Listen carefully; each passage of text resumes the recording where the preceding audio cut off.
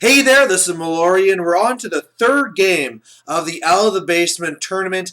And when I got to this point, of course, when you're at a tournament and you're talking about the people at the top tables, you're looking around, you're like, all right, who has all the massacre wins? You have 2 massacre wins. Oh, you had a minor win? Okay, you're out of it. Oh, you okay. And there's this grouping, and we kind of know that we're going to have some sort of pairing against each other. Matt Reeson's there too. I'm kind of hoping I'm going to be up against him. But there's one guy I don't want to be against, and that's this guy, Corey. That's this guy that goes to places like Adepticon, and he wins these big tournaments there. Now, we've played twice before, and I've beaten him in both those games, but that's because I had the rock to his scissors. The problem is that this time, he trumped me with the paper, and I'm in a lot of trouble now if I was to go up against him. And wouldn't you know it, round 3, Brian versus Corey, and I'm like, no! So the reason why this is so bad is because he's running a demon army, a Nurgle army that has a whole bunch of beasts of Nurgle and plague drones and all these things that, I can do like a slow attrition stabby to some elves, but if I'm hitting on 5s and wounding on 6s, I'm not going to attrition very much at all. So we'll see what happens. It's going to be meeting engagement. And I'm going to try my best.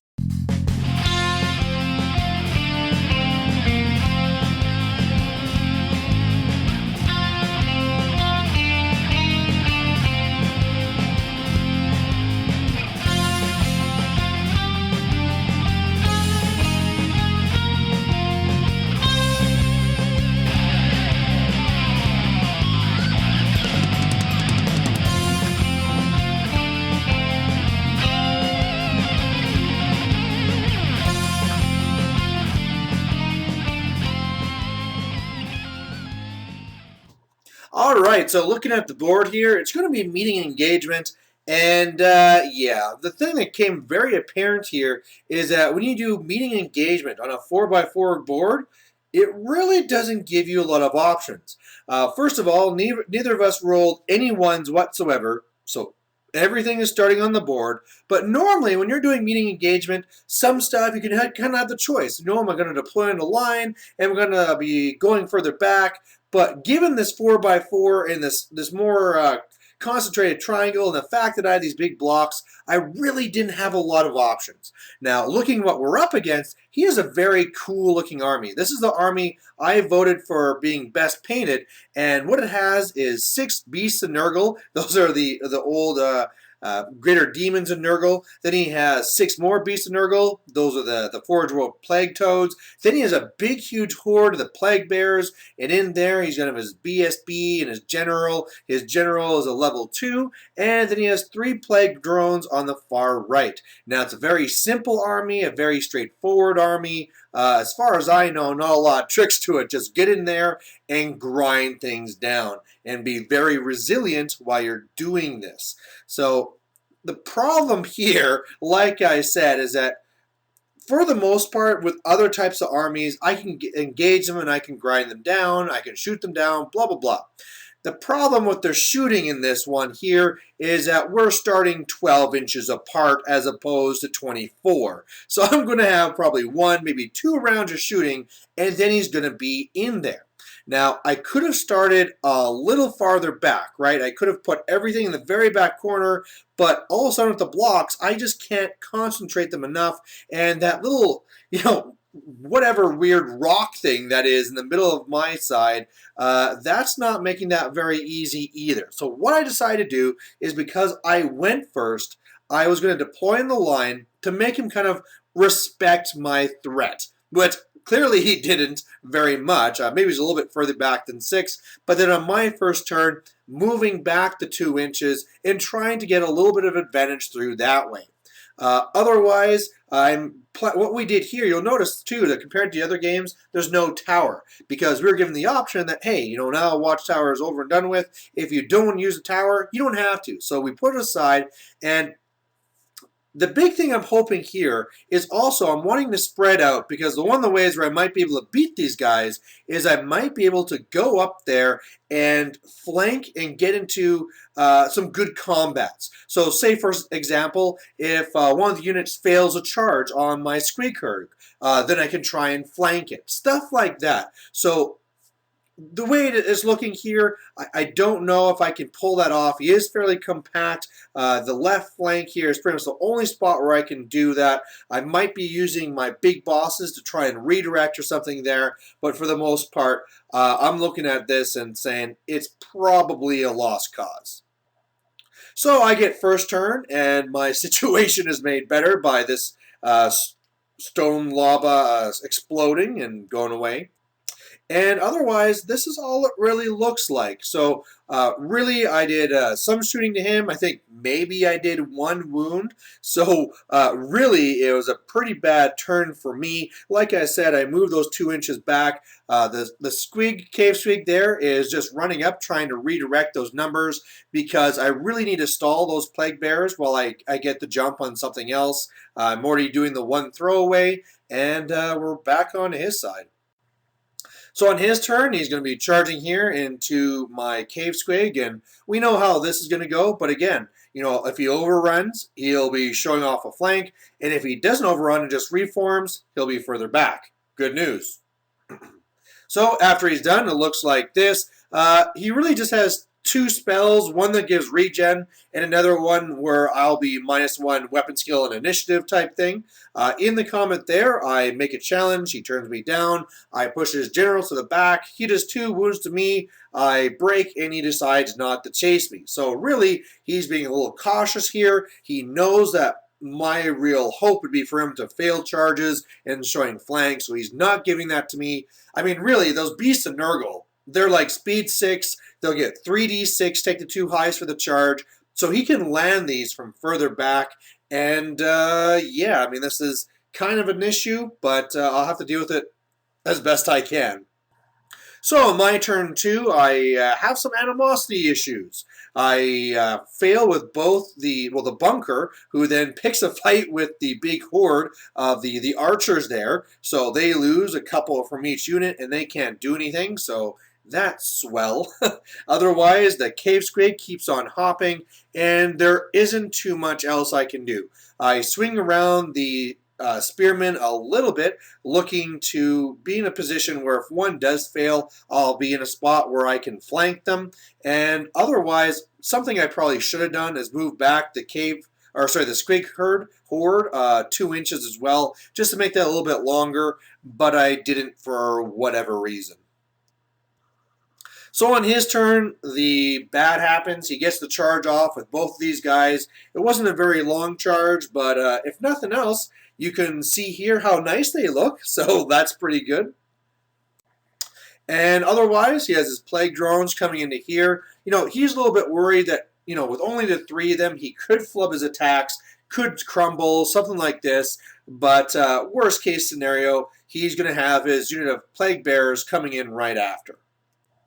So everything's said and done. He crushes those guys. The squig herd explodes, does a little bit of damage to him. He also, in his magic phase, got regen up on the left unit, which made stuff even harder. And now he has one going into my bunker, and the bunker's even smaller because of the exploding squigs. So this is really bad, because now clearly my general's going to die, my BSB, and then my 2 other big blocks will break.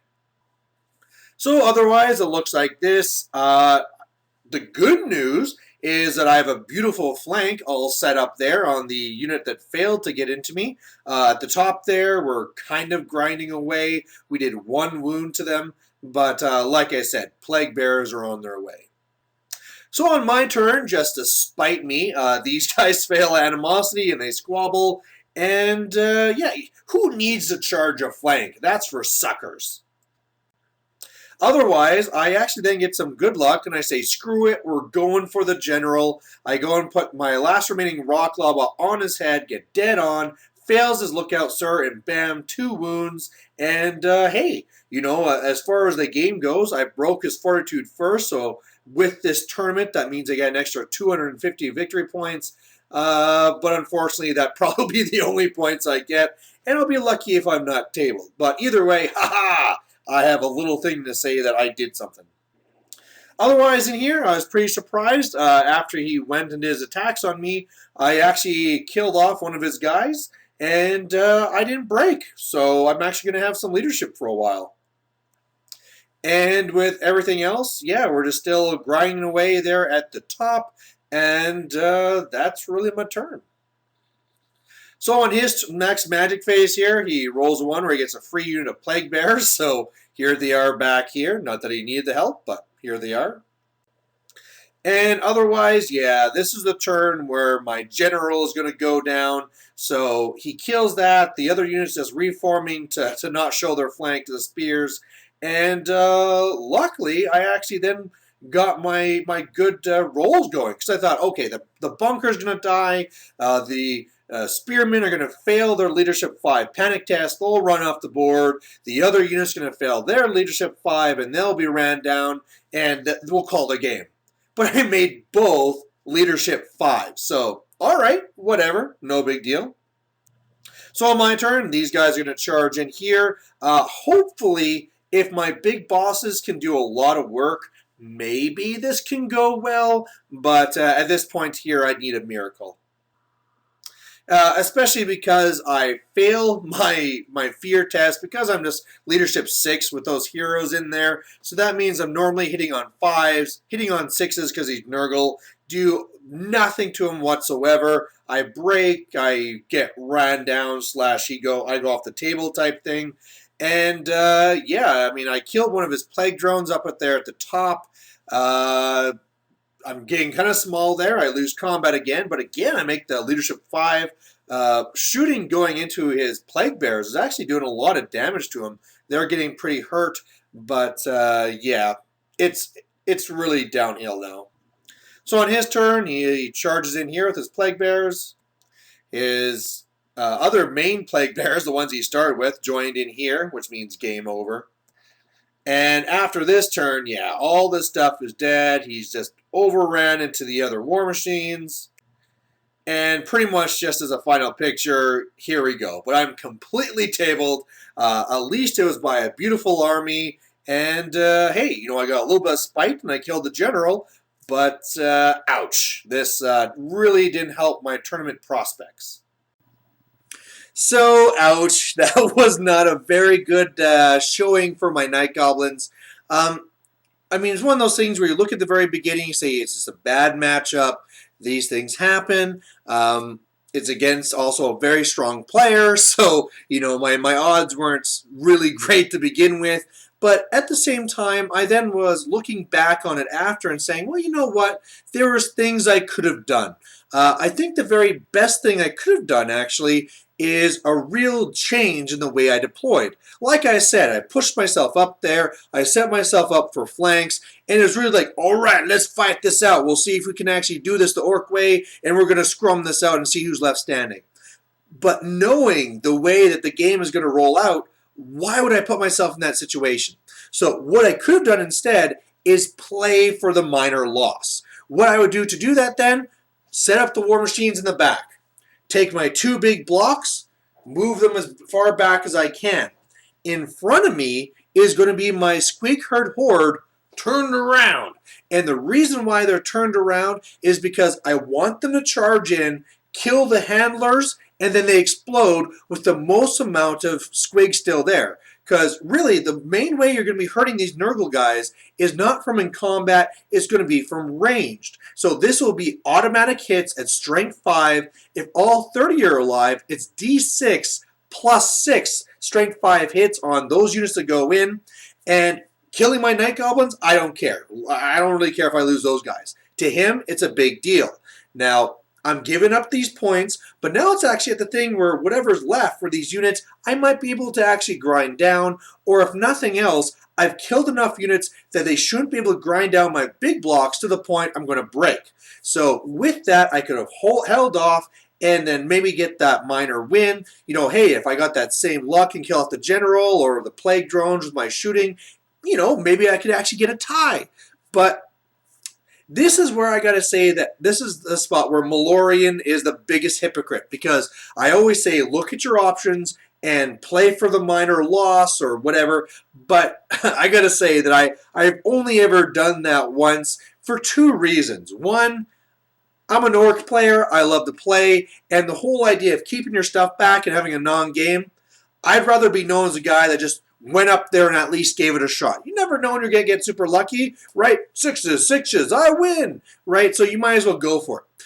The other thing, too, is as a tournament organizer, I know how this stuff really screws over the opponent.